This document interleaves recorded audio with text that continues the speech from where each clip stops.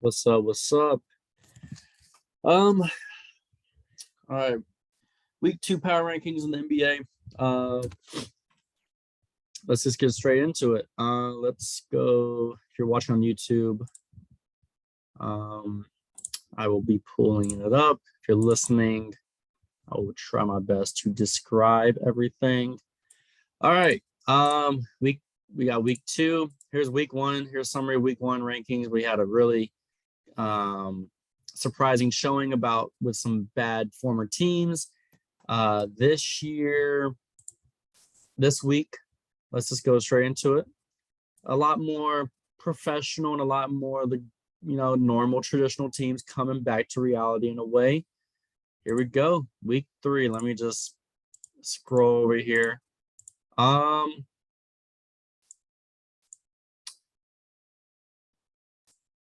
Let me see. All right, this is what we have. Let me put this up a little bit. All right, so we got the Heat. Number 1 team in the Heat is the Heat.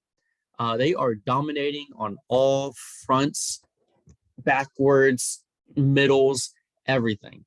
The Heat and the Jazz. It's the Heat and the Jazz and the Bulls and everybody else right now. The Heat especially. The Bulls, I can already have a feeling that when playoffs hit, their inexperience might be a problem, but we'll get there. All right, so let me just go down this list. Number 1, Heat.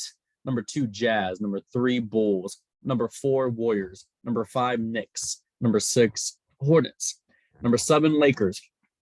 Number 8, Nuggets. Number 9, Nets. Number 10, Bucks. Number 11, Hawks. Number 12, Grizzlies. Number 13, 76ers. Number 14, Wizards. Number 15, Mavericks. Number 16, Timberwolves. Number 17, Raptors. Number 18, Suns. Number 19, Kings. Number 20, Blazers. Number 21, Clippers. Number 22, Cavs. Number 23, Celtics. Number 24, Magic. Number 25, Spurs. Number 26, Pacers. Number 27, Pistons. Number 28, Rockets. Number 29, Pelicans. And number 30, Thunder. And my players of the week have to go to Western Conference, Ja Morant. In the Eastern Conference, Jimmy Butler with the Heat. Ja Morant with the Grizzlies. So that's that. As you can see here, I have the on one of these columns, I have the differences between my rankings from last week, where they up 2 spots or they're down 2 spots or up 7.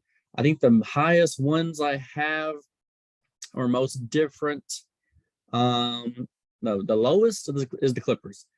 They're missing Kawhi. Paul George is not going to lead this team to a top 4 spot in the West himself. They need Kawhi. I'm not ranking the Clippers higher than 15 until Kawhi comes back. The longer Kawhi is out, I am not sure how long he's out. It feels like he's always out in a way. It's Kawhi too, so you just never know what's going on. Yeah, the Clippers are struggling, man. That's the end of it. The most improved team are the Toronto Raptors. They're really surprising this week. I think they're on a winning streak. What were they? They were 1-3. They're on a 4-game win streak right now.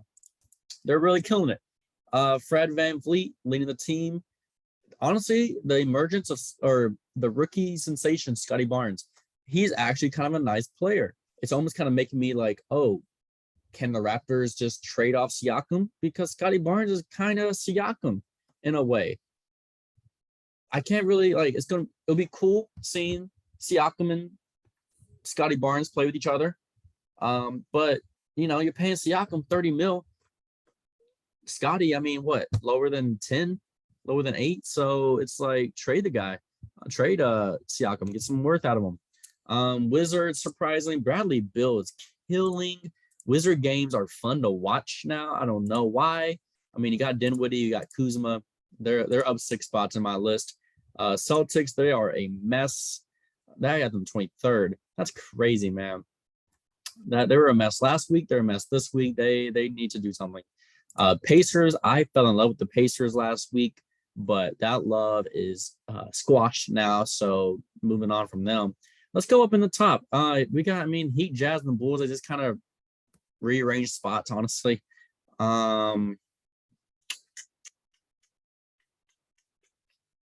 Wait, is this list? This is kind of messed up. Let me change this. There we go. I was like looking at that real quick. The Knicks are still doing their thing. The Lakers really improved. I think the Lakers had a great week. It was easy wins, but they dominated. Sometimes it's nice to see teams just dominate those bad teams. So you just don't like to see, the great teams struggle and win against the bad teams. At least with the Lakers, they were dominating. They won. LeBron's trying to figure out the whole Russell thing. I can definitely tell lower in points and everything. So I think the Lakers are going to figure it out. It's good to just get a good couple of easy wins when you have new people. I think that's a really huge thing. The Bucks are just looking sloppy right now. They're -6 in this week compared to last week. Yeah, I don't know, man.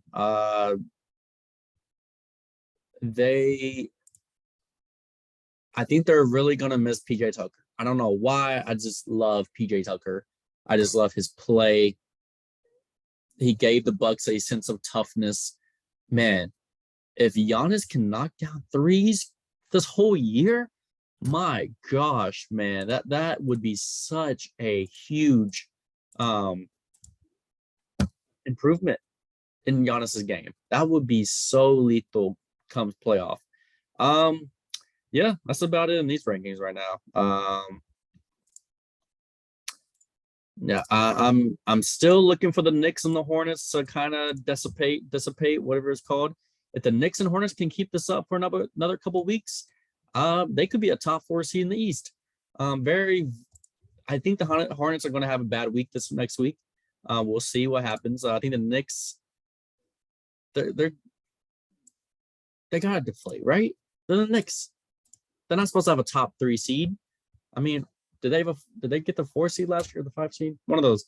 But the Nuggets are looking very good without Jamal Murray. I think the Nuggets were kind of one of my personal favorites for the NBA championship last year, but that Jamal Murray just his injury is going to hit. That's about it, y'all. That's about it. Yeah, that's about it in these rankings. Yeah, it was a good week of basketball.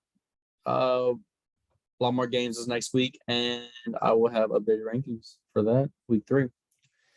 Appreciate y'all.